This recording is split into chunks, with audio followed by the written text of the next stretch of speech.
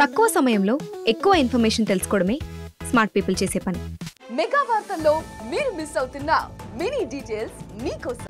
నమస్తే, welcome to four sides TV. నేను మీ Avinash Janagama. Welcome for the special debate. Right, Eleti Maheshwar Reddy ప్రస్తుత బీజేపీ ఎమ్మెల్యే చాలా మాటలు ఇవాళ ఆయన చేసినటువంటి అలిగేషన్స్ చాలా పెద్ద ఎత్తున కనిపిస్తూ ఉన్నాయి. ఇది మూడోసారి ఏలేటి మహేశ్వర్ రెడ్డి ఈ రకంగా మాట్లాడడం. తను మొదటిసారి మాట్లాడినప్పుడు కాళేశ్వరం ప్రాజెక్టు మీద చాలా లీకులు ఉన్నాయి, నా దగ్గర చాలా ఇన్ఫర్మేషన్ ఉందన్నాడు. ఆ తర్వాత ఏమైందో ఆ దేవుడెరు. ఆ తర్వాత రైస్ మిల్లర్ స్కామ్, రైస్కి సంబంధించినటువంటి స్కామ్, రైస్ ఇది బియ్యం బస్తాలకు సంబంధించింది, తర్వాత ఆ రైస్ మిల్లర్స్కి సంబంధించినటువంటి స్కామ్ చాలా పెద్ద ఎత్తున 1200 కోట్ల వరకు దీంట్లో స్కామ్ జరిగింది అని అప్పుడు ఉత్తమ్ కుమార్ రెడ్డి పైన మాట్లాడాడు. అప్పుడు అంటే ప్రస్తుత మంత్రి, ఈ మంత్రివర్గం ఏర్పడిన తర్వాతే మాట్లాడినటువంటి మాట్లాడి. ఇప్పుడు స్పెషల్గా ఈ ప్రస్తుత కాంగ్రెస్ పార్టీ 1 year పాలనలో కొన్ని వేల కోట్ల స్కామ్ చేసింది అనేటువంటి మాట ఏలేటి మహేశ్వర్ రెడ్డి మాట్లాడుతూ ఉన్నాడు. నిజంగా ఏలేటి మహేశ్వర్ రెడ్డి దగ్గర అన్ని ప్రూఫ్సే ఉంటే తను ఎందుకు బయట పెట్టట్లేదు? ఎందుకు ఈ బీజేపీ పార్టీ ప్రజలని తప్పుదోవ పట్టిస్తోంది అనేటువంటి ప్రశ్న వస్తూ ఉంది. అయితే బీజేపీ పార్టీ దగ్గర నిజంగానే దీనికి సంబంధించినటువంటి అన్ని రకాల ఆధారాలు ఉన్నాయా? ఆధారాలున్నా సరే ఏమి చేయలేని పరిస్థితి కాబట్టి బీజేపీ వాళ్ళు కేవలం ఇలా మా దగ్గర ప్రూఫ్లు ఉన్నాయనేటువంటి మాటలు మాట్లాడుతూ ఉన్నారా? తెలుసుకుందాం ఇదే అంశాన్ని ఇవాళ మన స్పెషల్ డిబేట్లో. నాతో పాటు మన స్టూడియోలో జాయిన్ అవుతూ ఉన్నారు బీజేపీ నుంచి దిలీపాచారి గారు, బీజేపీ అధికార ప్రతినిధి, అదేవిధంగా కాంగ్రెస్ నుంచి Anvesh Reddy, seeds corporation chairman, TRS నుంచి బీఆర్ఎస్ నుంచి అమరేందర్, అదేవిధంగా అనలిస్ట్ కోటేశ్వరరావు గారు. అందరికీ గుడ్ ఈవినింగ్ అండి. రైట్, ముందు దిలీపాచారి గారితో మొదలెడదాం. దిలీపాచారి గారు, మీరు చెప్పండి, ఏలేటి మహేశ్వర్ రెడ్డి గారి దగ్గర నిజంగా అన్ని ఆధారాలు ఉన్నాయి, ఇది మూడోసారి ఆయన ఇలా మాట్లాడడం. గుడ్ ఈవినింగ్ అండి, ఫోర్ సైడ్స్ టీవీకి, అదేవిధంగా ప్రేక్షకులకి, మా కో ప్యానలిస్టులకి గుడ్ ఆఫ్టర్నూన్. ఇప్పుడు ఆధారాలు ఏలేటి మహేశ్వర్ రెడ్డి గారి దగ్గర కాదు, మొత్తం తెలంగాణ సమాజం దగ్గర కళ్ళకు కట్టినట్టు ఆధారాలు ఉన్నాయి. ఇదేం పెద్దగా వాళ్ళు ఏం కళ్ళకు గంతలు కట్టి స్కాములు చేస్తలేదు కాంగ్రెస్ పార్టీ ప్రభుత్వం. మొత్తం ఓపెన్గా స్కాములు చేస్తూ ఉన్నారు, ఓపెన్గా అవినీతి జరుగుతూ ఉంది, అక్రమాలు జరుగుతూ ఉన్నాయి. మేము వాళ్ళు చెప్పిన విషయాల గురించి మాట్లాడితే మా మీద బురద జల్లడం కోసం ప్రయత్నం చేస్తూ ఉన్నారు.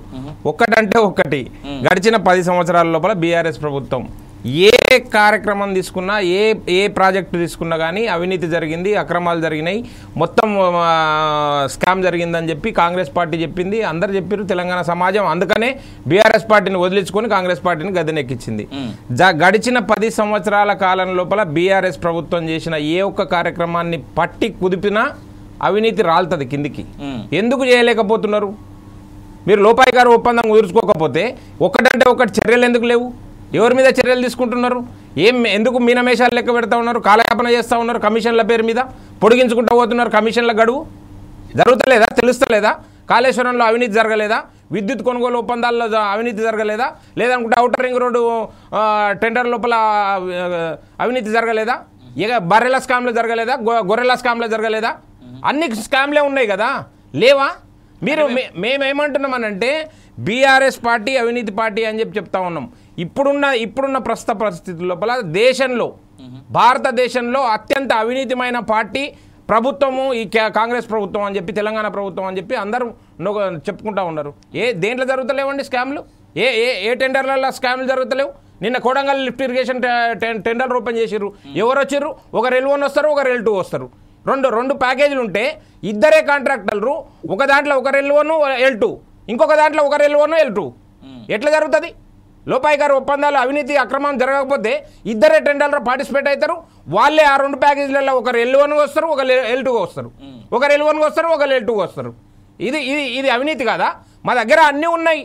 మీరు అనుకుంటా ఉన్నారు పిల్లి కళ్ళు మూసుకొని పాలు తాగుతూ ఉంటే ఎవరు ఏం చూస్తలేరు, మాకేం తెలుస్తలేదు అని అనుకుంటున్నారు. కానీ తెలంగాణ సమాజం గమనిస్తూ ఉంది, గీటరాయిగా చూస్తూ ఉంది. 1 సంవత్సర పాలన అవినీతికి పరాకాష్ట. తెలంగాణ ప్రభుత్వము అవినీతికి పరాకాష్ట ఈ సంవత్సర కాల పాలన. మీరు ప్రజాపాలన అని చెప్పుకుంటూ ఉన్నారు కదా, ప్రజాపాలన కాదు ఇది, అవినీతి పాలన, అక్రమాల పాలన. అదేంది, మీరు ప్రతి దాంట్లో స్కాములు చేస్తూ ఉన్నారు, ప్రతి దాంట్లో పర్సంటేజ్లు తీసుకుంటా ఉన్నారు. ఎక్కడ లేదు, ఏం లేదు. అఫీషియల్గా నిజంగా బీజేపీ పార్టీ నిరూపించగలదా? ఎందుకంటే 100% నిరూపణ అవుతుంది. అవినాష్ గారు, మీరేమి శశబిషలు లేవు దీంట్లో. ఏలేటి మహేశ్వర్ రెడ్డి గారు ఉట్టిగా ఆషామాషిగా వచ్చి బయట చెప్పలేదు. అంతకుముందు చెప్పిందా? మీరు అన్నారు 3వ సారి వచ్చిండ్రు, ఇంత అది ఎక్కడ పోయిందో ఇది ఎక్కడ పోయిందో అన్నీ ఉన్నాయి. ఈ ప్రభుత్వం కప్పిపుచ్చుతా ఉంది. ఈ ప్రభుత్వం కప్పిపుస్తా ఉంది, కాపాడుతా ఉంది బీఆర్ఎస్ ప్రభుత్వంలో ఉన్న పెద్దల్ని. ఒక్క మాట నేను చెప్తానండి, తెలంగాణ సమాజం చాలా ఉన్నతమైనటువంటి సమాజం. తెలంగాణ ప్రజలు మీరు ఆధారాలు తీసుకొచ్చి ఇది మా ఆధారాలు అని చెప్పేసి ముందు పెడితే ఎప్పుడు తెలంగాణ సమాజం ఎంకరేజ్ చేస్తుంది కదా. నేను అదే చెప్తా ఉన్నా అవినాష్ గారు, దీంట్లో ఎక్కడ అవినీతి జరగలేదో చెప్పండి కాంగ్రెస్ పార్టీ పెద్దల్ని. ఎక్కడ జరగలేదు, ఎవరు ఇప్పుడు ఏ కార్యక్రమం తీసుకుంటే అవినీతి జరుగుతలేదండి? ఈ హైడ్రా ఎక్కడ పోయింది? అటక కిందకి ఎక్కింది.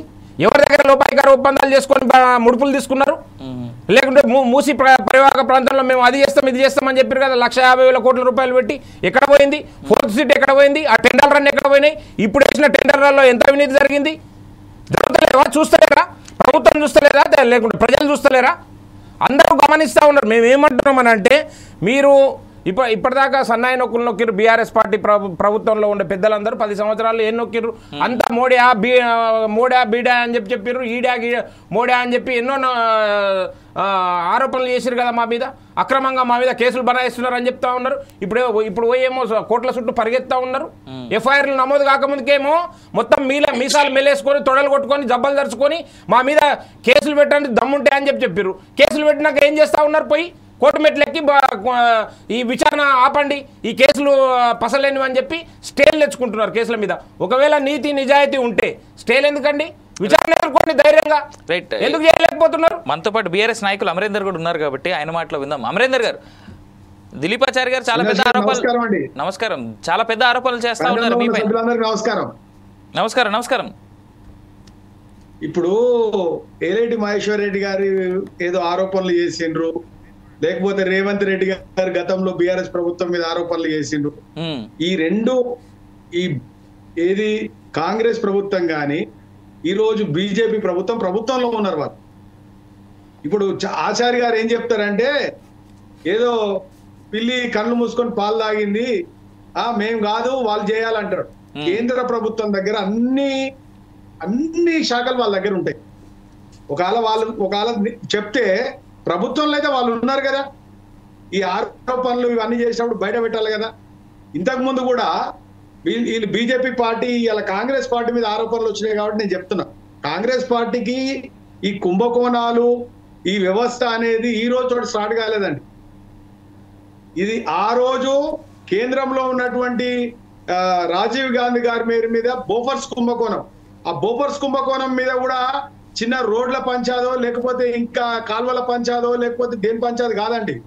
ఈ దేశ రక్షణకు సంబంధించినటువంటి ఈ ఆయుధాలని కొనుగోలు చేసే విషయంలో 1,000 కోట్ల రూపాయలు ఆనాడే రాజీవ్ గాంధీ గారు చేతులు మారినాయి, స్విస్ బ్యాంక్ లో పెట్టుకున్నారనే ఆరోపణలు వచ్చినాయి. దాన్ని ఎన్నో రోజులు నానబెట్టారు. అదే విధంగా 2G స్పెక్ట్రమ్, అదే టెలికాం డిపార్ట్మెంట్ లో ఇలా భారతీయ టెలికాం సంస్థ ఎంత అద్భుతంగా పనిచేస్తున్నటువంటి సంస్థను వేలం పెట్టి దాంట్లో 1,000 కోట్ల రాజా గారు మంత్రిగా ఉన్నప్పుడు మళ్ళీ అదే కాంగ్రెస్ ప్రభుత్వంలోనే కుంభకోణాలు జరిగినాయండి. గడ్డి కుంభకోణాలు వీళ్ళ దాంట్లోనే జరిగినాయండి.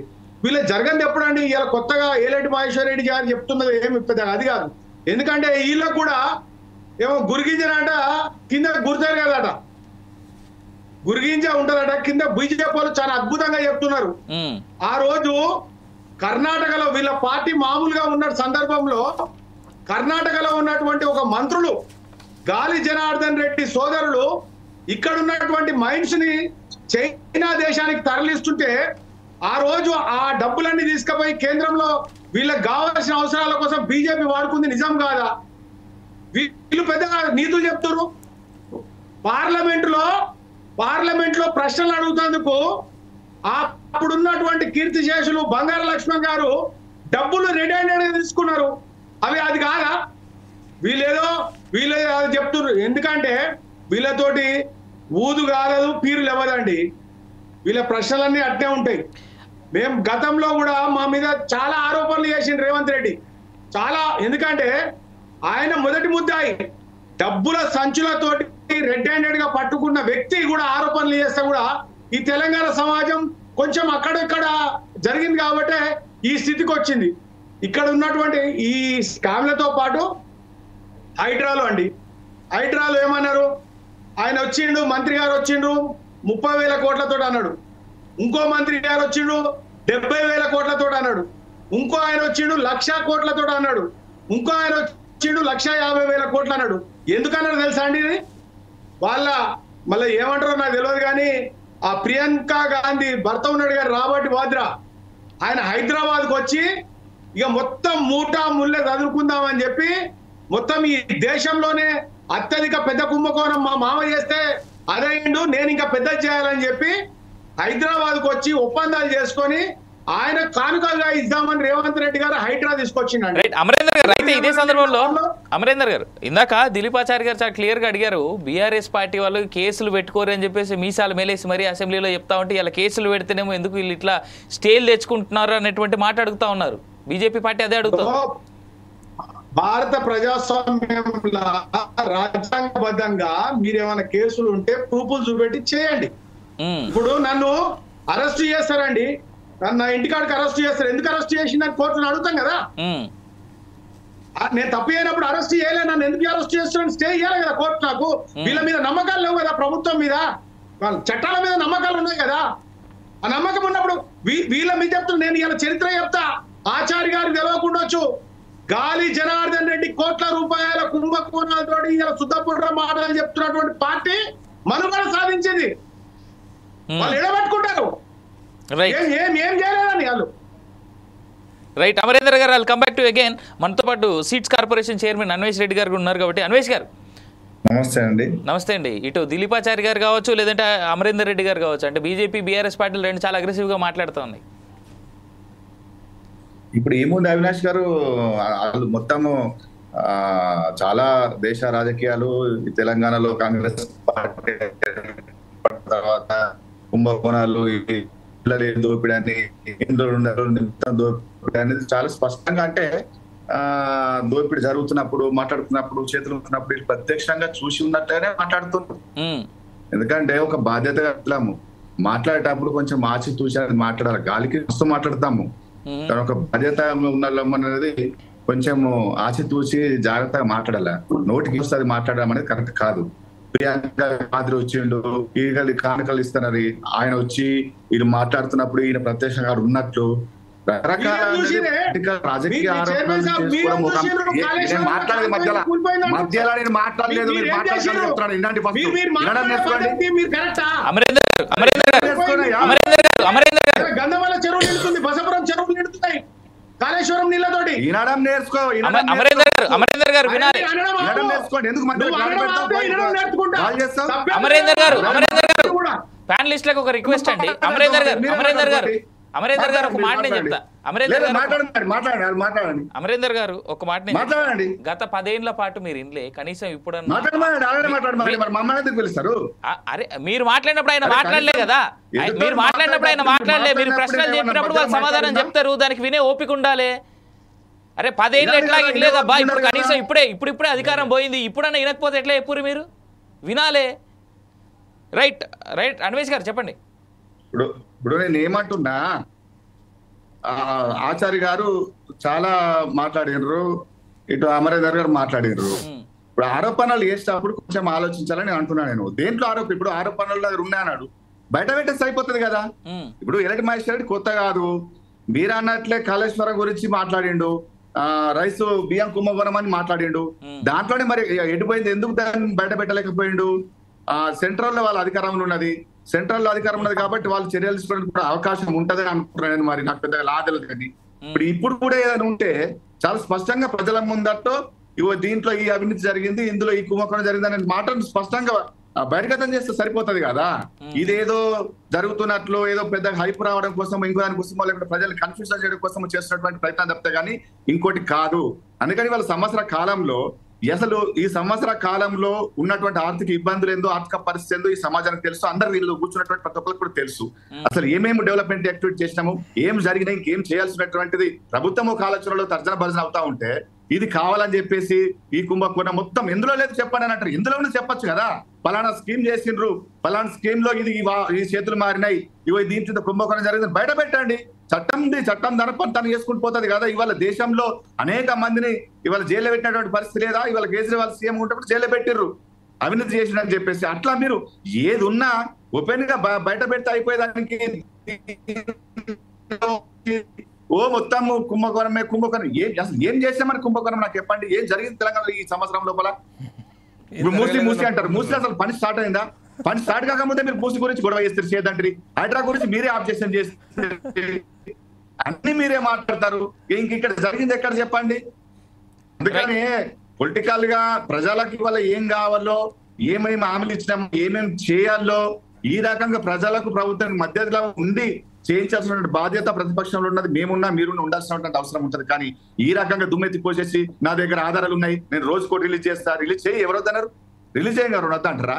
కానీ గాలికి మాట్లాడడం అనేది ఇది ఏ పార్టీకైనా కానీ ఎవరికైనా కానీ ఎవరికి కూడా మంచి పద్ధతి కాదు. ఇది చూసినట్లుగా కళ్ళ గట్టిగా మనం ఉన్నట్లుగా మాట్లాడడం అనేది చెప్తే మనకైనా ఇంకోకైనా మంచి పద్ధతి కాదని నా వ్యక్తిగతంగా నేను చెప్తా ఉన్నది. ఏ పార్టీ కావచ్చు, ఎవరైనా కావచ్చు. జరిగింది రుజువు చేయండి. నేను ఇప్పుడు ఛాలెంజ్ చేస్తా ఉన్నా. నాగారం మహేశ్వరం మండలం నాగారంలో 450 ఎకరాలు సిరై భూమి ఏదైతే లంబడోలకు ఉన్నదో, ఎస్టీలకు ఉందో ఆ భూమిని రాతోరాత ఎన్కోసి ఇచ్చి రామేశ్వరంకి ఇచ్చిన దాంట్లో మరి ఎన్ని చేతులు మారినాయి చెప్పండి? మేము అనాలి ఇప్పుడు. ఎందుకు వెళ్ళి వచ్చింది 450 ఎకరాలు ఒక్కడికి? కాబట్టి జాగ్రత్తగా ప్రభుత్వం చేసినటువంటి పనులు ఏదైనా ఉంటే మీరు కంప్లీట్ చేయండి. ఇది జరిగిందని చెప్పండి, చట్టంలో పెట్టండి. చట్టం తన పని చెప్పి చట్టం మీద నమ్మకం అంటున్నారు కదా, మరి చట్టం తన పని తను వేసుకుంటది కదా. మీరు ఎందుకు బయట పెట్టలేకపోతున్నారు? ఎందుకు మీరు కంప్లైంట్ చేయలేకపోతా ఉన్నారు? కాబట్టి ఇది మంచి పద్ధతి కాదు ఎవరికైనా కానీ. ఇది కనీసం ప్రేక్షకులు చూస్తా ఉంటారు. గాలికి ఏది మాట్లాడడం అనేది మంచి పద్ధతిగా నేను మళ్ళొకసారి కూడా మిత్రులు చెప్తున్నాను. రైట్ అన్వేష్ రెడ్డి గారు, welcome back to again. Koteswararao గారు, సార్ కోటేశ్వరరావు గారు, మీరు అన్ని పార్టీల దగ్గర నుంచి ఉన్నటువంటి వాదనలు విన్నారు. ఇప్పుడు మన ఈ డిబేట్లోనే కొత్తగా పైకి వచ్చినటువంటి మాట నాగారంకి సంబంధించినటువంటి ల్యాండ్, లంబాడీస్కి సంబంధించినటువంటి ఏదైతే ల్యాండ్ ఉందో దాన్ని కూడా. సో ఈ ఆరోపణల వరకే మనం కనిపిస్తూ ఉన్నాయి కానీ వాస్తవ రూపేణా నిజంగా అది పెద్ద ఎత్తున ముందు కదలట్లేదు. దీన్నంతా ఎలా చూడొచ్చు అంటారు? ఇప్పుడు అవినీతి జరుగుతున్న మాట వాస్తవం, అక్రమాలు జరుగుతున్న మాట వాస్తవం. వాటిని చేయడంలో బీఆర్ఎస్ కానీ, బీజేపీ కానీ, కాంగ్రెస్ పెద్దలు కానీ వీళ్ళంతా పునీతులుగా ఉన్నారు. వీళ్ళకి ఎవ్వరికి కూడా అవినీతి అక్రమాల మరక అంటలేదు, అంటని వాళ్ళు అని సర్టిఫికెట్ ఇవ్వడానికి లేదు అనేది నా నిశ్చితమైనటువంటి అభిప్రాయం. ఎందుకు అంటే ఇప్పుడు మన సబ్జెక్ట్ వాళ్ళ ఏదైతే మహేశ్వర్ రెడ్డి గారు చేసినటువంటి తీవ్రమైనటువంటి ఆరోపణలు కనుక బీజేపీ గడిచినటువంటి 10 సంవత్సరాల్లో బీఆర్ఎస్ ప్రభుత్వం మీద కాళేశ్వరం గురించి కానీ లేదా అనేక ప్రాజెక్టుల మీద తీవ్రమైనటువంటి ఆరోపణలు వాళ్ళు 10 సంవత్సరాల నుంచి చేస్తూనే ఉన్నారు. మనలాంటి టీవీ డిస్కషన్స్ లో మీరు ఆధారాలు బయట పెట్టండి, లేదా కేంద్రంలో ఉన్నటువంటి మీ ప్రభుత్వం ఎందుకని యాక్షన్ తీసుకోవడం లేదు అని అడిగినప్పుడు మేమంతా సమాచారాన్ని సేకరిస్తున్నాం, ఇదిగో రేపు పెడతాము, ఇదిగో ఎల్లుండి పెడతాము, ఎల్లుండి చర్య తీసుకుంటామని చెప్పేసి 10 సంవత్సరాల పాటు కాలయాపన చేసినటువంటి పెద్ద మనుషులు బీజేపీ వాళ్ళు. సరే కాంగ్రెస్ కూడా ఆరోపణలు చేసింది, కానీ కాంగ్రెస్ ఆరోపణలు చేసినప్పటికీ వాళ్ళకి కేంద్రంలో అధికారం లేదు, ఇక్కడ ప్రతిపక్ష పార్టీగా ఉంది, వాళ్ళు ఆరోపణలు చేస్తున్నారంటే దాన్ని మనం కొంతమేరకు అర్థం చేసుకోవచ్చు. కానీ బీజేపీ పెద్దలు ఏం చెప్పారు? ప్రతి డిస్కషన్స్ లో కావాలంటే గడిచినటువంటి పాత డిస్కషన్స్ అన్ని వాళ్ళు చూసుకోమనండి, మేము అంతా సమాచారం అంతా సేకరిస్తామండి మా కేంద్ర ప్రభుత్వము, తగినటువంటి సమయంలో వాళ్ళ మీద కేసులు పెడతాము అని చెప్పేసి చెప్పారు. ఏమన్నా ఒక్క కేసు పెట్టారా కేసీఆర్ ప్రభుత్వం మీద, లేదా కేసీఆర్ మీద కానీ లేకపోతే వాళ్ళ మీద కానీ? మరి అవినీతి జరిగింది, మా దగ్గర ఆధారాలు ఉన్నాయని చెప్పేసి అప్పుడు కూడా ఇంతకంటే పెద్ద గొప్పలే చెప్పారు కదా బండి సంజయ్ గారు లాంటి వాళ్ళు అందరు కూడా. ఎందుకని పెట్టలేదు? ఒకటి. రెండోది, కేంద్ర ప్రభుత్వం చూసుకుంటే మరి కాంగ్రెస్ హయాంలో 2G స్కాము లేకపోతే ఇతరత్ర అనేక స్కామ్స్ గురించి 2014 ఎన్నికల్లో పెద్ద ఎత్తున ప్రచారం చేశారు, దానివల్ల రాజకీయ లబ్ధి కూడా పొందారు. ఏమి చేశారు ఈ 10 సంవత్సరాల్లో? ఎన్ని కేసుల్ని పరిష్కరించారు, ఎంత అవినీతిని వెలువరించారు, ఎంతమందికి శిక్షలు వేయించారు కేంద్రంలో ఉన్నటువంటి బీజేపీ పెద్దలు. అన్ని సంస్థలు సిబిఐ, ఈడీ అన్ని వాళ్ళ దగ్గర ఉన్నాయి కదా. ఎందుకని ఒక్క కేసులో కూడా ఆ 2G స్కామ్ అని కొట్టేశారు, తగినటువంటి ఆధారాలు చూపలేదు కేంద్ర ప్రభుత్వం అని చెప్పేసి 2G స్కామ్ అని కొట్టేశారు. కోల్ స్కామ్ కూడా అలాగే అయింది కదా సార్. అదే చెప్తాంది. 2014 ఎన్నికల్లో చేసినటువంటి ఆరోపణలన్నింటినీ మరి నిరూపించలేకపోయారు అంటే దాని అర్థం ఏంటి? నిందితులతోటి బీజేపీ పెద్దలు కుమ్మక్కయ్యి చేశారనే ఏమనుకోవాలి? అదేవిధంగా మన బీఆర్ఎస్ పెద్దలు కూడా హైడ్రా ఎందుకు తీసుకొచ్చారంటే రాబర్ట్ వాద్రా కోసం అని చెప్పేసి చెప్తున్నారు. కానీ ఈ బీఆర్ఎస్ పెద్దలే హైడ్రాని తీసుకొచ్చినప్పుడు లేదా మూసీ ప్రాజెక్టు గురించి ప్రతిపాదనలు వచ్చి వివాదాస్పదమైనప్పుడు వాళ్ళు చెప్పింది ఏమిటి? అసలు దీన్ని రూపొందించిందే మేము, మా అధికారంలో ఇవన్నీ కూడా మా కేసీఆర్ కొన్ని వేల మందికి నోటీసులు కూడా ఇచ్చారు, అక్రమ కట్టడాలు తొలగిస్తామని అది ఇదని. కాకపోతే మాకు అధికారం పోయింది, చేయలేకపోయాము, దీన్ని రూపొందించిందే మేమని చెప్పారు కదా. మరి అది ఎవరి కోసం, ఎవరికి నిధులు ఇవ్వడం కోసం అప్పుడు పథకాన్ని రూపొందించారనేటువంటి ప్రశ్న వాళ్ళని అడగటానికి లేదా? ఉంటది కదా. అందుకని తీవ్రమైనటువంటి ఎలిగేషన్స్ ప్రతిపక్షాలుగా ఉన్నప్పుడు ఎలిగేషన్స్ చేస్తారు. ఆ ఎలిగేషన్స్ చేసినప్పుడు వాటి గనుక విశ్వసనీయత కనుక లేకపోయేట్లయితే జనంలో ఆ ఎలిగేషన్స్ చేసినటువంటి వాళ్ళు అభాస్ పాలు అవుతారు అనేది నేను ఈ సందర్భంగా చెప్పదలుచుకున్నాను. ఇప్పుడు కాంగ్రెస్ గాని లేదా ఇంకోళ్ళు గాని వీళ్ళంతా వీళ్ళ గత చరిత్ర చూసినప్పుడు, ఏ పార్టీ చరిత్ర చూసినా అదే కదా, గత చరిత్ర చూసినప్పుడు మరి ఆ విధమైనటువంటి అవినీతి అక్రమాలకి చట్టబద్ధమైనటువంటి అవినీతి జరుగుతుందండి ఈ రోజు దేశంలో. 2G స్కామ్ లో అవినీతి లేదా? ఉన్నది. నేను మళ్ళా చెప్తున్నా, 2G స్కామ్ లో అవినీతి ఏమిటంటే చట్టబద్ధమైనటువంటి అవినీతి. ఏమిటి చట్టబద్ధమైన అవినీతి? కేంద్రంలో ఉన్నటువంటి పెద్దలు రూపొందించిన పాలసీ ఏంటంటే ఎవరు ముందు దరఖాస్తు చేసుకుంటే వాళ్ళకి స్పెక్ట్రమ్ కేటాయించాలి అనేటువంటిది ఒక పాలసీ. ఆ పాలసీని తమకు అనుయాయులుగా ఉన్నటువంటి వాళ్ళని, తమకు అనుకూలమైనటువంటి వాళ్ళకి ఉప్పందించినటువంటి పెద్దలు కాంగ్రెస్ పెద్దలు. ఆ విధంగా దాన్ని స్కామ్ చేశారు. కానీ పైకి చూస్తే ఏంటి? అవును, మేము పాలసీ ఈ విధంగా రూపొందించాము, వాళ్ళు దరఖాస్తు చేసుకున్నారు, వాళ్ళు ముందు వచ్చారు, అందుకని వాళ్ళకి ఇచ్చాము. ఇందులో అవినీతి ఎక్కడ? అదే కదా జరిగింది. ఇప్పుడు మేజర్ గా అదే ఉంది కదా సార్, మేజర్ గా అదే జరిగింది. అందుకని ఇవాళ జరుగుతున్నటువంటి గతంలో సినిమాల్లోనో వాటిల్లోనో బళ్ళకెందు చేయి, ఇప్పుడు బళ్ళకెందు చేయి కాదు, బళ్ళ మీద చేయే అఫీషియల్ గానే అవినీతి జరుగుతూ ఉంది. అందుకని ఈ అవినీతిని వెలికి తీయడానికి కూడా ఆధునికమైనటువంటి పద్ధతుల్ని కనుగొనాల్సినటువంటి అవసరం ఉందనేది నేను ఈ సందర్భంగా చెప్పదలుచుకున్నాను. మహేశ్వర్ రెడ్డి గారు తన దగ్గర ఉన్నటువంటి ఆధారాలను పెట్టమనండి. గతంలో జగన్మోహన్ రెడ్డి గారు మీద చేసినటువంటి ఆరోపణల్ని ఆనాడు కాంగ్రెస్ ఎమ్మెల్యేగా ఉన్నటువంటి శంకర్రావు గారు కేసు పెట్టారు. అట్లాగే వీళ్ళు కూడా పెట్టమనండి. ఏ మంత్రి అయినా, ముఖ్యమంత్రి అయినా, ఎవరిమైనా చట్టం తన పని దాన్ని చేసుకుపోతుంది కదా. ఆ మాత్రం ధైర్యం లేదా బీజేపీ పెద్దలకు అనేది సమస్య. ఇప్పుడు దిలీపాచారి గారు ఏం చెప్తారో చూద్దాం. దిలీపాచారి గారు, నాకు తెలిసి మీ అందరి మాటలు విన్నారు కాబట్టి, సో మీ దగ్గర చాలా క్వశ్చన్ మార్క్స్ ఉన్నాయి. ఇప్పుడు అందరి దగ్గర నుంచి ఉన్నటువంటి క్వశ్చన్ మార్క్స్ చాలా ఉన్నాయి మీ దగ్గర. అన్వేష్ గారు, మేము నిర్దిష్టంగా చెప్తా ఉన్నాము, గడిచిన ప్రభుత్వం ఈ సంవత్సర కాలంలో వల్ల కాంగ్రెస్ ప్రభుత్వం చేసింది ఏంది, చెప్తున్నది ఏంది, ఏం జరుగుతుంది అనేది కళ్ళకు కట్టినట్టుగా అనిపిస్తుంది అని చెప్తున్నాం. ఈ ప్రభుత్వం మాటల ప్రభుత్వమే కానీ చేతల ప్రభుత్వం కాదని చెప్పి నేను కాదు చెప్పింది, ఇప్పుడు మన ప్యానెల్లో ఉన్న అన్వేష్ గారే చెప్పారు. మేము ఏం చేసినామని ఈ సంవత్సర కాలంలో మమ్మల్ని ఇట్లా మాట్లాడుతూ ఉన్నారని. ఏం చేయలేదనేది తెలిసిపోయిందని వారే ఒప్పుకున్నారు. వారి మాటల ద్వారానే మేము ఏం చేయలేదు, ప్రజలకు ఇచ్చిన 6 గ్యారంటీలు కూడా కలిపేసి అనుకున్నాం. నేను ఒక మాట చెప్తా నేను ఇస్తా సార్, ఒక్క నిమిషం. నేను ఒక మాట అంటే వాళ్ళు ఏం చేయనప్పుడు ఇక అవినీతి లేదు కదా సార్. నేను అదే చెప్తా ఉన్నా. వాళ్ళు ఇట్లా చెప్పి బుకాయించడం కోసము, బుకాయించి బుల్డోజ్ చేసుకుంటూ పోవడం కోసం ప్రయత్నం చేస్తున్నారు. అది నమ్మట్లేదు. నేను చాలా స్పెసిఫిక్గా ఏదన్నా ఉంటే చెప్పమని చెప్పారు కదా మనకు అన్వేష్ రెడ్డి గారు. Kodangal lift irrigation project tenders open అయినాయా? ఓపెన్ అయితే L1 మెగా, L2 రాఘవ, ఇంకొక ప్యాకేజీలా L1 రాఘవ, L2 మెగా. ఈ రాష్ట్రంలో ఇంకో కంపెనీ లేదా? కనీసము టెండర్స్ అటు ఇటు ఒక 0.5% తేడాతోటి టెండర్లు ఆమోదించిండ్రు. ఇది అవినీతికి పరాకాష్ట కాదా? మీరు స్పెసిఫిక్గా లేదు అని మీరు అనుకుంటున్నారు, ప్రజలు గమనిస్తున్నారు అని చెప్పి మేము చెప్తా ఉన్నాము.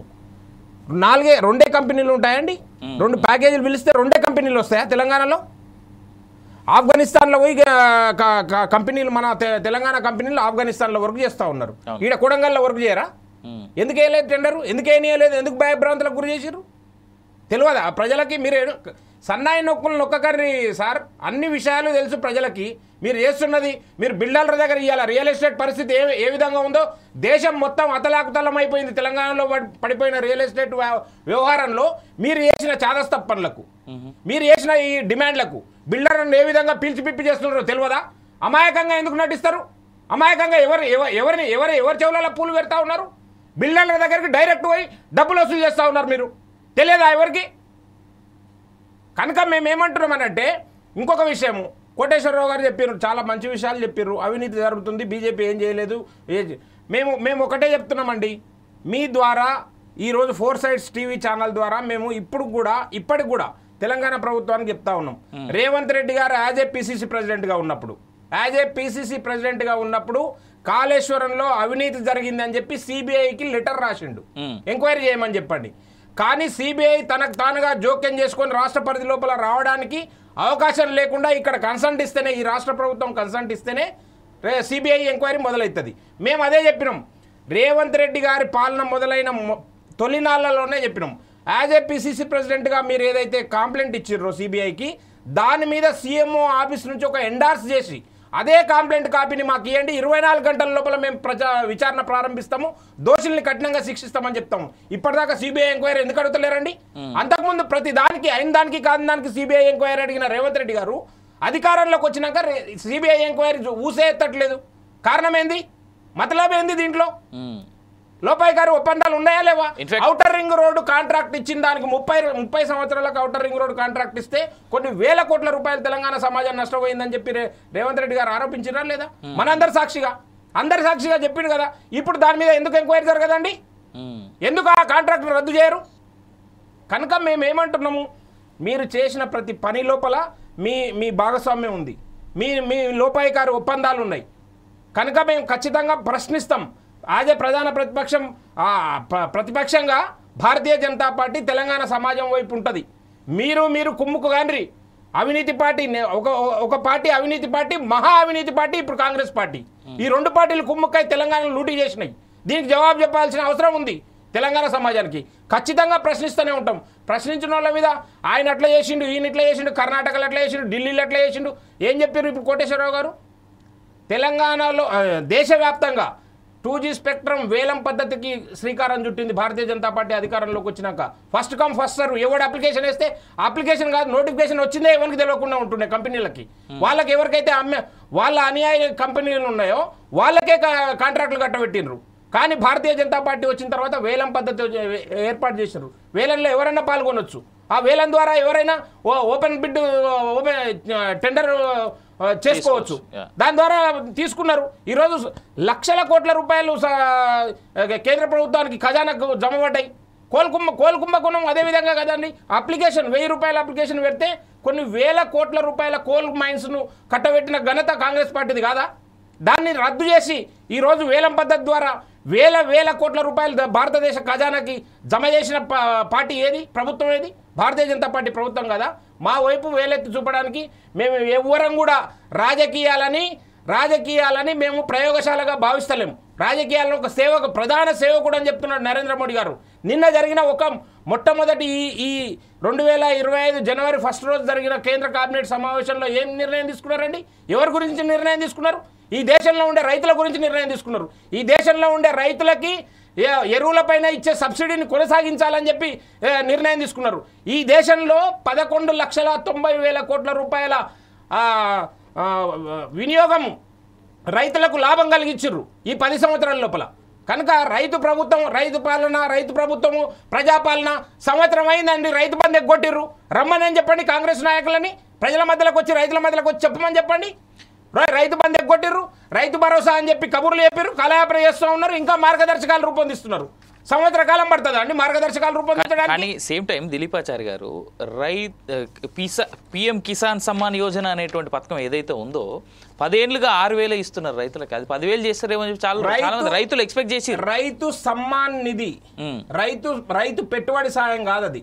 మేము ఇచ్చే మీకు for your kind information Anvesh గారు అడిగిండ్రు కాబట్టి చెప్తా ఉన్నాం. అవినాష్ గారు అడిగిండ్రు కాబట్టి చెప్తా ఉన్నాం. మేము నిన్న డిఏపి ఎరువుల బస్తాకి 1350 రూపాయలు, దాని యాక్చువల్ ధర ఎంఆర్పి ధర 3500 రూపాయలు. మిగతాది ఎవరు భరిస్తా ఉన్నారు? కేంద్ర ప్రభుత్వం భరిస్తలేదా? 11,90,000 కోట్ల రూపాయలు రైతుల పైన, రైతు ఫసల్ బీమా యోజన కోసము, లేకుంటే రైతుల ఎరువుల పైన సబ్సిడీ భరించడం కోసం, రైతు సమ్మాన్ నిధి ఇవ్వడం కోసం 11,90,000 కోట్ల రూపాయలు కేవలం 10 సంవత్సరాల్లో రైతుల పైన ఖర్చు పెట్టినాం. రైతు పక్షపాతి ఎవరైనా ఉన్నారంటే అది భారతీయ జనతా పార్టీ. దేశంలో ఎవరు కూడా రైతులను మోసం చేసుకుంటూనే బ్రతికి. రైట్ మిగిలిన ప్యానల్ మెంబర్స్ మాటలు వినాల్సినటువంటి అవసరం. రైట్ యా సార్, యా చెప్పండి. ఇప్పుడు అవినాష్ గారు, ఈ దేశంలో ఈ ప్రపంచంలో అందరు దోపిడిదారులే, ఒక్క బీజేపీ పార్టీ తప్ప, బీజేపీలో నాయకులు తప్ప. ఛాతీ విరుచుకొని చెప్తా ఉన్నాం. మీ అంత అవినీతి పార్టీ ఎవరు లేరు. ఒక అవినీతి పార్టీని దూరం చేసుకుంటే మీరు చూస్తున్నారు నెత్తి మీద తెలంగాణ సమాజం మీద. విషయం మాట్లాడిండు, కొడంగల్ టెండర్ విషయం మాట్లాడిండు. ఈ దేశంలో ప్రపంచంలో ఎక్కడన్నా గానీ ఒక టెండర్ విధానం అనేది టెక్నికల్ గా ఎవరు అప్లై చేసుకుంటే వాళ్ళకు టెక్నికల్ గా ఎలిజిబిలిటీలోకి వస్తుంది. ఇది జగమెరిన సత్యం. నేనేమంటున్నా, నువ్వు నాకు తెలిసి మీరు మహబూబ్నగర్ జిల్లా అనుకుంటున్నా ఆచార్య గారిని, కొడంగల్లో టెండర్ ఉన్నప్పుడు ఇద్దరు ఎందుకు చేస్తారంటే ఒక 10 మంది నేర్పియాల్సింది కదా, వాళ్ళకి ఎవరికంటే రావచ్చు.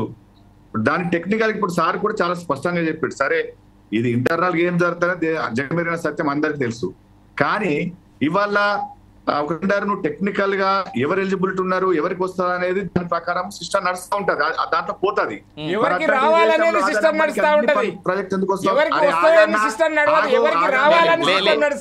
ఆచార్య గారు ఒక్క నిమిషం విందాం, మాటలు పూర్తి విందాం. ఇప్పుడు ఈ ఆదాయ అంబానికి ఎందుకు అన్ని పోల్స్ వస్తా ఉన్నాయి అంటే, వాళ్ళు ఎక్కువ పనులు చేసిన వాళ్ళు పెద్ద పెద్ద పెట్టుబడిదారులు కావచ్చు, వాళ్ళు టెక్నికల్ ఉండొచ్చు అనేది కూడా చెప్పడానికి అవకాశం ఉంటుంది, వాళ్ళు చెప్తారు. సేమ్ ఈ పనులలో కూడా ఏ పనులైనా, ఏ టెండర్ అయినా కానీ ఒక్కోళ్ళకి పెద్దోళ్ళకి ఎందుకు పోతే ఇతర టెండర్స్ అంటే కొందరికి ఎలిజిబుల్ ఉండదు. ఎలిజిబుల్ ఉన్నారు కొంతమంది కాబట్టి వేస్తారు, వాళ్ళకి వస్తుంది. ఓకే, నేను ప్రశ్నిస్తూనే ఉంటామంటారు చూడ, అది గొప్ప విషయం, మనం స్వీకరించాల్సిన అంశం. ప్రశ్నించండి, కానీ అనవసరం ఆరోపణలు కాదు. ప్రశ్నించడానికి ఒక సిస్టమ్ ఉంటుంది. నువ్వు టెండర్లు అవినీతి జరిగింది, ఏ విధంగా అవినీతి జరిగిందో ఆ అవినీతిని పెట్టి నువ్వు కంప్లైంట్ చేయు. ఈ పద్ధతిలో ఇది అవినీతి జరిగింది, ఇది వీళ్ళు ఎలిజిబిలిటీ కాదు, వీళ్ళకి రావాల్సిన వాళ్ళు ఇల్లు వీళ్ళకి వచ్చిందని చెప్పండి. ఇవాళ కిసాన్ సమ్మాన్ నిధిని గురించి చాలా గొప్పగా చెప్పారు. నేనేమంటున్నా, ఈ దేశంలో రైతాంగానికి అంటే 70-80% కలిగినటువంటి రైతాంగానికి ఎంత ఇష్టం తక్కువనే. ఇది కాంగ్రెస్ పార్టీ అయినా ఎవరైనా ఎంత ఇష్టం తక్కువనే. రైతులు ఏం కోరుకుంటున్నారు? కిసాన్ సమ్మాన్ నిధి కాదు పెంచాల్సింది, మేము పండించినటువంటి పంటకు మద్దతు ధరకు చట్టబద్ధ కావాలంటున్నారు. చట్టబద్ధత ఎందుకు వేస్తలేరండి? రోడ్ల మీద వేల మంది రైతులు అమరదృష్టి కూర్చొని చనిపోతా ఉంటే నీకు చట్టబద్ధత వేస్తామని అధికారులకు వచ్చినప్పుడు ఎందుకు దాన్ని చట్టబద్ధత వేస్తలేరు?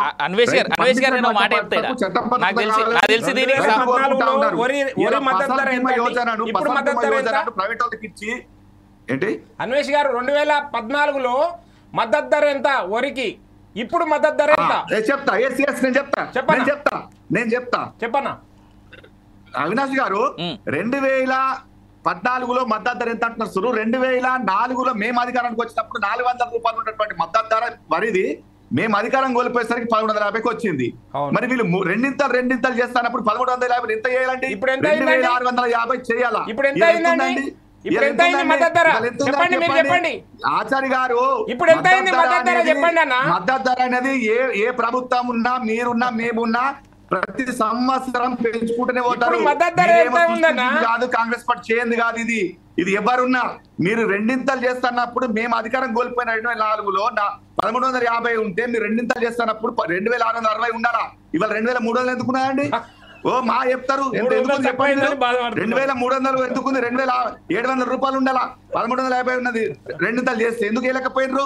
ఇలా ఫసల్ బీమా యోజన ఎందుకు మీరు వచ్చిండ్రు? ఎందుకు ప్రైవేట్ వాళ్ళకి ఇచ్చిండ్రు? ఫసల్ బీమా యోజన 69,000 కోట్ల అన్న అన్వేషణ 69,000 కోట్ల రూపాయలు ఫసల్ బీమా యోజనకు కేంద్ర ప్రభుత్వం. ఎవరికి ఇచ్చిండ్రు? ప్రైవేట్ కంపెనీల జేబులు నింపారు. తెలంగాణలో 10 సంవత్సరాలు అమలు కాకుంటే మొన్న రేవంత్ రెడ్డి గారు వచ్చిన తర్వాత పొట్టికాయలు వేస్తే అమలు జరుగుతా ఉంది ఫసల్ బీమా యోజన. పంటల బీమా పథకం అనేది మీకు తెలియకపోవచ్చు, అక్కడ సార్ ఉన్నారు అడగండి. పంటల బీమా పథకం కంపల్సరీ రాష్ట్ర వాటా, రైతు వాటా కేంద్ర ప్రభుత్వం వాట కట్టాలా? మీరు వచ్చినాక ఏం చేసిండ్రు? రాష్ట్రాలు కట్టుకుంటే కట్టుకుంటే లేకుంటే మీ ఇష్టమని వదిలేయడం వల్ల తెలంగాణలో గత ప్రభుత్వం కట్టలేకపోయింది. ఇది మీరు చేసినటువంటి నిర్వారకం. అంటే రేవంత్ రెడ్డి మాత్రమే కడుతున్నాడు అంటారు. చేసినామంటే మరి చట్టబద్ధత ఎందుకు వేయలేకపోతా ఉన్నారు చెప్పండి? చట్టబద్ధతను ఎందుకు కల్పించలేకపోతా ఉన్నారు? బాగా మాట్లాడుతా ఉన్నారు. ఇలా దేశంలో దోపిడీ చేసి విదేశాల్లో ఉన్నట్టు ఎందుకు తీసుకొస్తలేరండి? ఇంత మాట్లాడుతున్నారు కదా. నీరవ్ మోడీనో ఇంకో కేడీని ఎందుకు తీసుకొస్తలేరండి? ఒక్కటే విషయం మీకు క్లియర్ గా ఫర్ యువర్ సబ్మిషన్ కోసమే చెప్తున్నా, మీకు తెలియడం కోసం చెప్తున్నా, మీ ద్వారా ఈ తెలంగాణ సమాజానికి తెలియడం కోసం చెప్తా ఉన్నా. మొన్ననే విజయ్ మల్య గారు నేను 7,000 కోట్ల రూపాయలు ఉంటే 14,000 కోట్ల రూపాయల ఆస్తులు జప్తు చేసింది ఈ ప్రభుత్వం అని చెప్పారు. 7,000 కోట్లు అప్పు చేసి పారిపోతే రావడానికో ఆయన చచ్చినట్టు కలుగులో ఉన్న ఎలుకను కూడా తీసుకురావడం కోసం సిద్ధమైనాం. 14,000 కోట్ల రూపాయలు ఈరోజు ఈడీ జప్తు చేసింది. ఆయన అప్పు చేసింది మీ నిర్వాహకం వల్ల, మీ కమిషన్ల నిర్వాహకం వల్ల 7,000 కోట్ల రూపాయలు అప్పు చేసి దేశం దాచిపోతే మేము 14,000 కోట్ల రూపాయలు అప్పును రికవరీ చేసినాం. అందరివి నీరవ్ మోడీ, మోయిల్ చోక్సీ, విజయ్ మాల్యా అందరివి జప్తు చేసినాం. ఎవడు మాకు పెద్ద కాదు, మాకు పార్ట్నర్స్ కాదు. మీరు కమిషన్లు తీసుకొని మీరు లోన్లు శాంక్షన్ చేసిర్రు. 10 ఏళ్ళు సమయం పడుతుంది ఒక దోపిడీ. 10 ఏళ్ళు కాదు, 100 ఏళ్ళు కూడా పట్టిన సందర్భం ఉన్నాయి. భోపాల్ గ్యాస్ నిందితుడు ఇవాళ ఎన్ని సంవత్సరాలు అయింది? భోపాల్ కార్బైడ్ గ్యాస్ నిందితుడు ఎన్ని సంవత్సరాలు అయింది దేశం దాటిపోయి? Bofors case ఎప్పుడైంది? రైట్ మనతో పాటు 10 సంవత్సరాలు అయిందని మీరు ఆచార్య గారు అమరేందర్ రెడ్డి గారు మాట్లాడదాం. అమరేందర్ గారు మీ మీద కూడా చాలా ఏం డిమాండ్ చేస్తారు అది మాట్లాడండి ఒకసారి. రైట్ అన్వేష్ గారు ఒక్క నిమిషం ఆగండి. అమరేందర్ గారు, నేను మొట్టమొదటిగా కోటేశ్వరరావు సార్ గారికి ఒకటి మాట అన్నాడు. కేసీఆర్ గారు మూసీ ప్రక్షాళన చేయాలన్నది మాత్రం వాస్తవం, ఒప్పుకుంటున్నాము. మూసీ ప్రక్షాళనకు 8,000 కోట్లు కేసీఆర్ ప్రభుత్వం చెప్పింది. తర్వాత ఇలా బాగా గమనించుకోవాల్సిన అంశం ఏంటంటే కేసీఆర్ గారు చెప్పింది శుద్ధీకరణ. బాగా పాయింట్అవుట్ చేయండి. నేను ఏమంటున్నానంటే శుద్ధీకరణ. వాళ్ళు ఏం చెప్పారంటే కాంగ్రెస్ ప్రభుత్వం ఏం చెప్పింది, రేవంత్ రెడ్డి గారు సుందరీకరణ అని చెప్పిండు. ఆయన సుందరీకరణకు శుద్ధీకరణకు చాలా ఫరక్ ఉంది. కడుపు మాడితే అన్నం కావాలి కానీ మేకప్ పౌడర్ అవసరం లేదండి. కడుపు మాడితే అన్నం కావాలి. మొట్టమొదటి సార్ చెప్పిన దానికి ఇది చెప్తున్నాను. పేద ప్రజలు ఇల్లు కూలగొడతామనిలే. అక్కడ ఉన్నటువంటి 1,200 రసాయనిక ఫ్యాక్టరీలను వాటిని అజ్జేసి ఆ వచ్చే రసాయనికాలను ఎట్లా మంచిగా చేద్దాము అనేది ఎస్పీటీలో పెట్టి క్లియరెన్స్ చేసిండు కేసీఆర్ గారు. అదే విధంగా హైదరాబాద్ లో వస్తున్నటువంటి మురికి నీరు, వ్యర్థం నీరుని ఎస్పీటీలను పెట్టి వాటిని కూడా శుద్ధీకరణ చేసే కార్యక్రమం తీసుకొని 13 ఎస్పీటీలను కట్టిండండి. అయితే అదొకటి సబ్మిషన్. అదే విధంగా దిలీప్ అన్న చాలా అద్భుతంగా మాట్లాడుతున్నాడు. దిలీప్ ఆచార్య గారు చాలా అద్భుతంగా మాట్లాడుతున్నారు. ఆయన ఏమంటాడంటే మా పీరియడ్ లో అసలు ఏమి లేదు, ఈ ప్రపంచంలో మాలాంటి వ్యక్తులు లేరు, ఇక రాముడి తర్వాత మేమని చెప్పుకుంటారు. 100% వీళ్ళు చెప్పే మాటలు ఏంటంటే రాముడి తర్వాత మేమే ఈ రామరాజ్యం చేస్తున్నారని ఒక్క మాట మాట్లాడతా. 100% మాటలు మాట్లాడిరండి. 100% ముందు ఆగన్నా నల్లధనం తీసుకొస్తామన్నారు. నల్ల షేడ్ వేసుకున్నావు కానీ నల్లధనం తీసుకురాలి. నువ్వు నల్ల షేడ్ వేసుకున్నావు, మీకు అట్లే కనిపిస్తా ఉంది. రెండు ఆగనా మీ నల్లధనం మొత్తం మీ ఆచార్య రాగాలి. వినండి. అన్వేష్ రెడ్డి గారు చెప్పలేకపోయారేమో కానీ నేను చెప్తా లెక్కలు, మీ లెక్కలు నేను చెప్తా. ఎందుకంటే మీరు తీసుకొచ్చినాము 7,000 మాఫీ చేసినట్టే 12 మేము 14,000 తీసుకొచ్చినాం అంటున్నావు కానీ లక్షల కోట్ల రూపాయల బ్యాంకు రుణాలను మాఫీ చేసింది మీరు.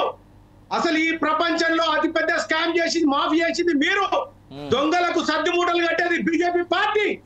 ఎందుకంటే ఆ మూటలు కట్టి ప్రజల సొమ్ముని, ప్రజల ధనముని బ్యాంకులో 50 రూపాయలు, 100 రూపాయలు, 5,000 చేసుకునే సామాన్యుని యొక్క డబ్బులు మాఫీ చేసి ఆ దొంగలకు సర్ది కట్టి ఇన్నేళ్లు కాలయాపన చేసి మొన్న అదాని మీద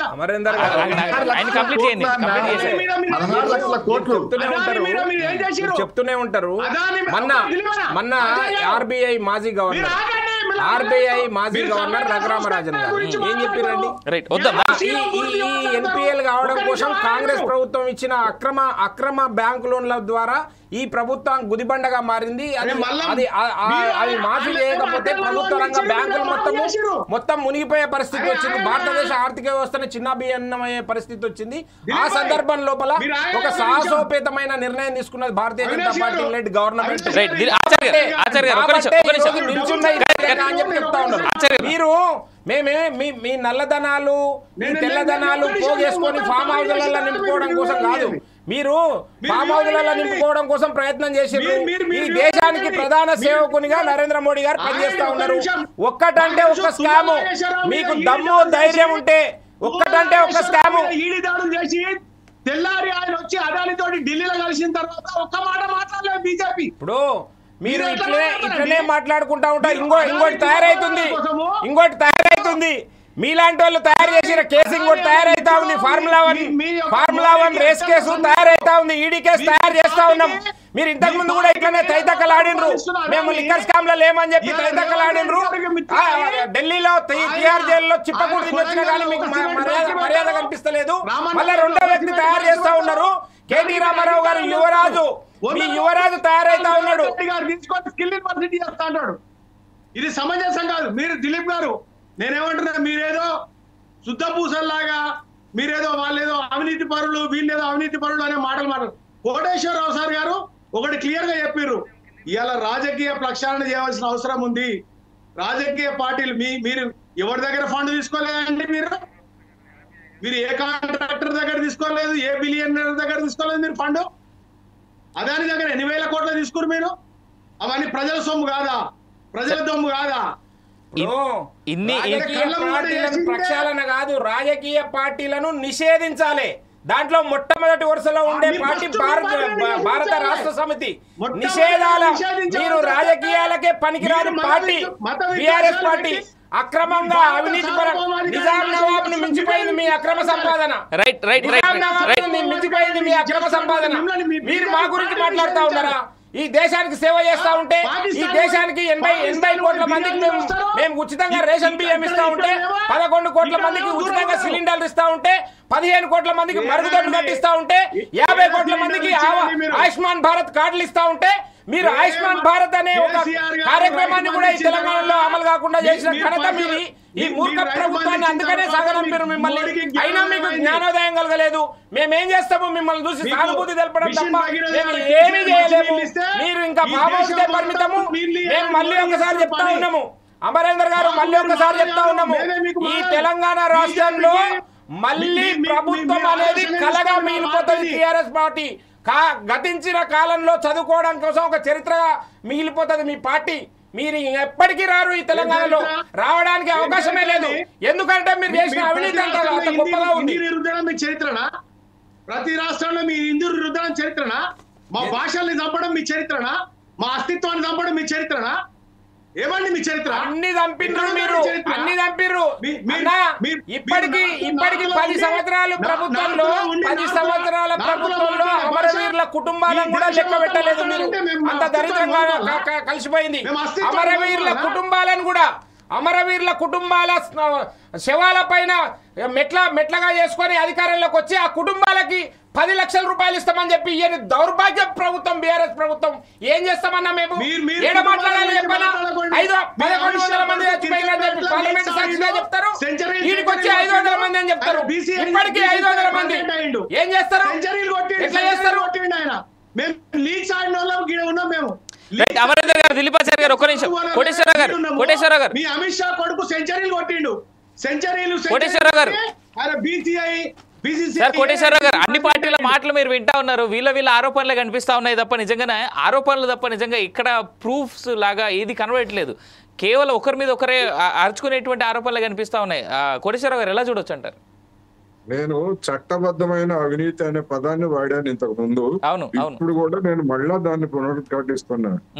1000 కోట్ల రూపాయల ఎన్నికల బాండ్లు ఎవరిచ్చారంటే వాళ్ళందరూ ఎవరన్నా కష్టజీవి ఇచ్చారా? నేను ఇవ్వలేదు, లేదా మా ఇంట్లో పనిచేసేటువంటి పని మనిషి ఇవ్వలేదు. ఎవరిచ్చారు? బీజేపీకే కదా మొత్తం అయిపోయింది. సరే మిగతా పార్టీలు కూడా తీసుకున్నాయి అనుకోండి, నేను కాదంటలే. కానీ బీజేపీకి ఎంత వచ్చినాయి, ఎవరిచ్చారు వాళ్ళు? చివరికి సుప్రీంకోర్టు జోక్యం చేసుకొని దాన్ని నిషేధించేంత వరకు మరి బీజేపీ ఎందుకన్నా చొరవ తీసుకోలేదు? మాది పరిశుద్ధమైన అది, లేదా మేము వలువులకి కట్టుబడి ఉంటామని చెప్తున్నటువంటి వాళ్ళు ఎందుకైనా చొరవ తీసుకోలేదు? సమర్థించుకున్నారు. వేల కోట్ల రూపాయలు తీసుకోవడాన్ని ఎవరిచ్చారు? ఇక అవినీతి ఉండండి మాస్టర్, మీరు మాట్లాడేటప్పుడు నేను మాట్లాడకండి. మీరు భారతీయ జనతా పార్టీ మీద విషం కక్కడం కోసమే మీరు విశ్లేషకుని అవతారం ఎత్తుకున్నారనేది అందరికీ తెలుసు, జగమెరిగిన సత్యము. మీరు విశ్లేషకుని అవతారం ఎత్తి భారతీయ జనతా పార్టీ మీద అక్కసు వెళ్ళగక్కండి. నిస్సహాయస్థితిని చూసి జాలి పడతా ఉన్నాం. మేమేం చేస్తాం చెప్పండి? మీరు ఎన్నికల బాండ్లు అనేటివి ట్రాన్స్పరెన్సీ ఏ పార్టీ నుంచి ఏ కంపెనీ నుంచి ఎవరిస్తారు అని చెప్పి ఎన్నికల బాండ్ అనేది ట్రాన్స్పరెన్సీ. అంతకు ముందు ఇచ్చేటివి డబ్బులు బ్లాక్ మనీ, ఎవరికి ఎంత వస్తుందో తెలియదు, ఎవరి ఇంట్లోకి మోసుకపోతాడో బ్యాగులు తెలియదు. ఆ తర్వాత ట్రాన్స్పరెన్సీ అనేది వచ్చింది.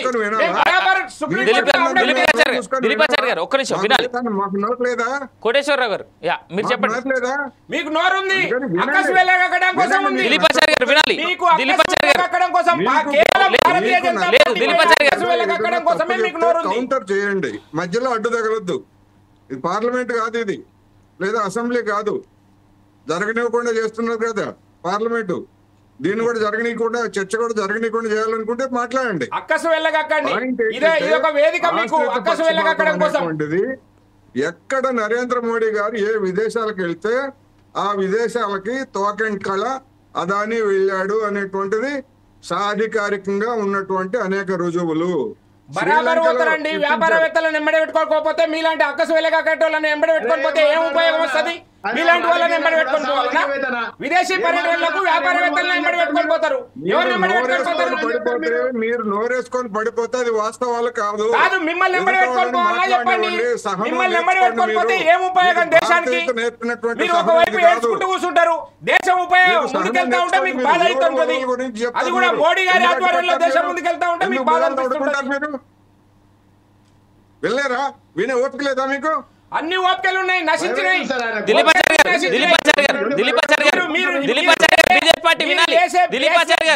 నిరాధారమైన ఆరోపణలు వినడానికి మేము రాలేదు. నిరాధారమైన ఆరోపణలు చేస్తే మేము వినడానికి సిద్ధంగా లేము. దిలీపాచారి గారు ఒక మాట, మీ ఎజెండా వేరు, దిలీపాచారి గారు ఎజెండా వేరు, మాట్లాడుతున్నది వేరు. ఎజెండా ఏంది? తెలంగాణలో జరుగుతున్న మోడీ గారి గురించి మాట్లాడు. దిలీపాచారి గారు నేను మాట చెప్తా. కోటేశ్వరరావు గారు మాకు తెలిసి ఇప్పటి వరకు ఏనాడు ఏ పార్టీని ఆయన రిప్రజెంట్ చేయలేదు. అన్వేష్ గారు, సారీ టు సే, నేను 100 డిబేట్లలో పాల్గొన్నా. వారు ఎప్పుడు భారతీయ జనతా పార్టీ పైన అక్కసు వెళ్ళగక్కడం కోసమే ఆయన విశ్లేషకుడు. ఎప్పుడు విశ్లేషకుడు కాదు. సరే, నేను చెప్పండి. ఒక మాట చెప్తా. ప్రతిపక్షం అనేటువంటిది లేకపోతే ఎప్పుడు మనకి క్లారిటీ ఉండదు. ఇంకో మాట, ఆగండి, లెట్ మీ కంప్లీట్. కోటేశ్వరరావు గారు, సరే ఆయన కమ్యూనిస్ట్ అని మీరు అంటున్నారు, ఇంకో పార్టీ అని అంటున్నారు. సరే, నేను ఒక మాట చెప్తా. అలా ప్రశ్నించేటువంటి విధానం లేకపోతే, ఆగండి సార్, అలా ప్రశ్నించేటువంటి విధానం లేకపోతే బీజేపీ చేస్తున్నటువంటి తప్పులు మీకు ఎలా తెలుస్తాయి? బీజేపీ తప్పులు చేస్తుంది అని చెప్పి నేను ఒప్పుకోనండి. ఆయన చెప్తే, ఆయన ఆరోపణ చేస్తే నేను ఒప్పుకోవాలనా? ఏ విధంగా ఆరోపణ చేస్తాడు? ఇప్పుడు మీరు నిరాధారమైన ఆరోపణలు చేస్తా ఉంటే భారతీయ జనతా పార్టీ, అది కూడా మోడీ గారి మీద. మోడీ గారు విదేశీ పర్యటనలకు ఎవరిని తీసుకుపోవాలి? అఫీషియల్ టూర్స్ అవి. మోడీ గారి ఇంటి టూర్లు కాదు. అమరేందర్ గారు, లేకపోతే కాంగ్రెస్ పార్టీ రాహుల్ గాంధీ గారు పోయినట్టు ప్రైవేట్ టూర్స్ కావు. నరేంద్ర మోడీ గారు పోయేది అఫీషియల్ టూర్స్. అఫీషియల్ టూర్స్ లో ఎవరు ఉండాలి అనేది కోటేశ్వరరావు గారు ఎంబడి ఓరు. అన్వేష్ రెడ్డి గారు మీరేమంటారు? అవినాష్ గారు చెప్పండి. నా రిక్వెస్ట్ మీకు 4 సైడ్ ఛానల్ వాళ్ళకి, మీరేదో ఈ సమాజానికి, ఈ జనాలకు జరుగుతున్నటువంటి విషయాలను ఒక చర్చ జరిపి వాట్ అసలు ఏంటి, వాస్తవాలు ఏంటి అనేది తెలియజెప్పడం కోసం చేస్తున్నటువంటి ప్రయత్నం చాలా మంచి ప్రయత్నం. కానీ ఇది అసలు చర్చనే జరగకుండా మధ్యలో డిస్టర్బ్ చేసేసి మాట్లాడకుండా మేము మాట్లాడిన తినాలా, ఇంకోళ్ళు మాట్లాడేయము అనే సంస్కృతి మంచిది కాదు. ఇది దయచేసి ఇట్లాంటి ఉంటే అట్లా పిలవకండి మమ్మల్ని. ఎందుకంటే అంత పెద్దవారు ఆయన కోటేశ్వరరావు సరే, ఆయన విషయం కాపుతాడు ఏం కాపుతాడు సెకండరీ. ఆ మాట్లాడిన తర్వాత నీ అభిప్రాయం చెప్పండి, నా అభిప్రాయం నేను చెప్తా, ఇంకోళ్ళ అభిప్రాయం ఇంకోళ్ళు చెప్తారు.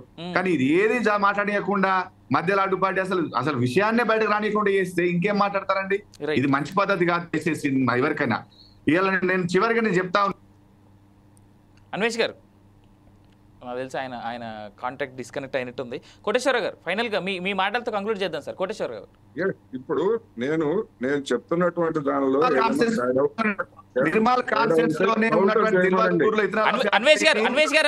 ప్రశ్నించలేకపోయిండు, ఎందుకు ప్రజలకు మద్దతు తెలపలేకపోయిండు చెప్పాలి. ఆయన ఎంత తీసుకోవడం చెప్పాలా. ప్రశ్నించలేకపోయిండు, ఎందుకు దాన్ని నిర్వహించలేకపోయిండు, ఎందుకు దాన్ని అడ్డుకోలేకపోయిండు, వేల మంది రైతులు రోడ్ల మీదకి వస్తే ఎందుకు మద్దతు తెలపలేకపోయిండు అంటే దాని వెనుక ఆయన మన భాగం ఉన్నదా, ఎందుకు ఆయన వాట ఉందో చెప్పాలా. రైట్ అన్వేష్ గారు, come back to you. Anvesh గారు ఆధారాలు ఉన్నాయి, ఆధారాలు మరి తన కాన్ఫరెన్స్ లో వేల మంది అన్వేష్ గారు ఎందుకు మద్దతు తెలపకపోయింది ప్రజలకు? అన్వేష్ గారు మీ సైడ్ నుంచి ఇంటర్నెట్ ఇష్యూ ఉన్నట్టుంది. I come back to again. Koteswararao గారు మాట్లాడదాం ఫస్ట్. కోటేశ్వరరావు గారు ఒక్క నిమిషం సార్. అమరేందర్ రెడ్డి గారు నేనేమంటున్నా, ఇప్పుడు ఏం తప్పు చేయలే అన్నారు. రైతులని నల్ల చట్టాలు తెస్తే రోడ్ల మీద వండుకున్న రైతులని కార్లెక్కిచ్చి తొక్కిచ్చి చంపితే దాని గురించి మాట్లాడదు. సమాజంలో మంచి చెడుల గురించి మాట్లాడాలి.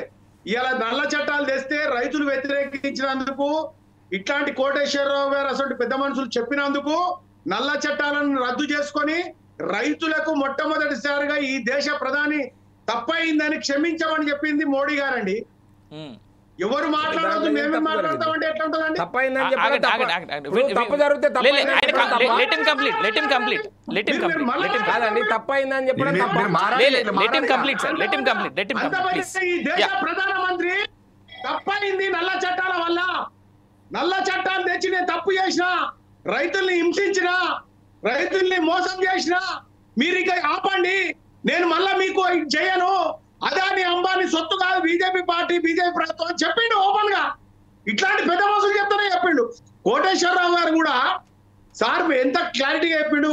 ఇది బీఆర్ఎస్ లో కూడా కొన్ని అవినీతులు జరిగినాయి, బీజేపీలో జరిగినాయి, కాంగ్రెస్ లో జరిగినాయి, దీన్ని ప్రక్షాళన చేయాలని మాట్లాడుతుండు. ఏదో ఒక్కటే బీజేపీని అనగానే పొడుచుకొస్తుంది. ఎందుకు అట్లా పొడుచుకురావద్దు. అట్లాంటి వాళ్ళు చర్చలకు మనం చర్చల్లో అవసరం లేదుగా. రైట్ రైట్ అమరేందర్ గారు అమరేందర్ గారు జవాబిస్తారు. అమరేందర్ గారు మన టైం అయిపోయింది. అమరేందర్ గారు will go for closing. Amarender గారు ఒక మాట.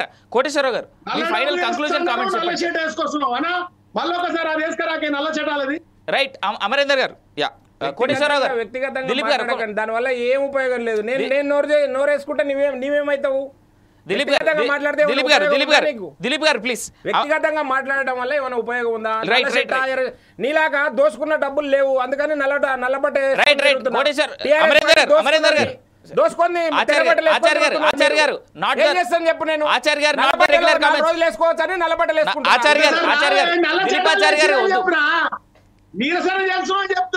అమరేందర్ రెడ్డి గారు దిలీపాచారి గారికి రిక్వెస్ట్ చేసేది ఏంటంటే పర్సనల్ కామెంట్స్ వైపు మనం వెళ్ళొద్దు. తెలంగాణ రాష్ట్రానికి దేశానికి పనికొచ్చేటువంటి విషయాలు మాత్రం మనం మాట్లాడుకోవాలనేటువంటి చర్చ మనం పెట్టుకున్నాం.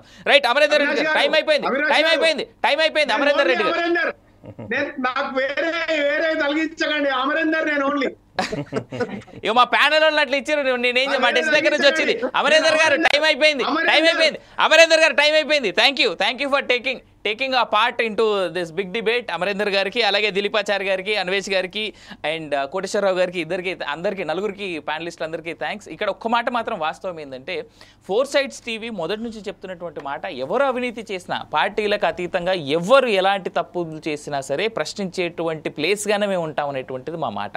అలాగే ఇక్కడ ఇంకో మాట, అనలిస్టులకి పార్టీల ముద్రలు వేయడం అనేటువంటిది మేబీ దాన్ని మేము ఖచ్చితంగా వ్యతిరేకిస్తూ ఉన్నాం. సరే వాళ్ళకి ఏమైనా అజెండాలు ఉన్నాయా అంటే అది వాళ్ళ పర్సనల్. కానీ ఒకసారి ఎనలిస్ట్ అని చెప్పిన తర్వాత ఎనలిస్ట్గా మాత్రమే వాళ్ళు ఉంటారు. అది కాకుండా ఇంకా చివరిగా ఒక మాట, కాంగ్రెస్ పార్టీ ప్రతినిధులను నేను ప్రశ్నించాలనుకున్నది ఒకటి స్ట్రైట్ క్వశ్చన్. ఇందాక దిలీపాచారి గారు మాట్లాడుతూ ఒక మాట అన్నారు. పీసీసీ ప్రెసిడెంట్గా రేవంత్ రెడ్డి ఉన్నప్పుడు సిబిఐ ఎంక్వైరీ వేయండి అనేటువంటి మాట అన్నాడు.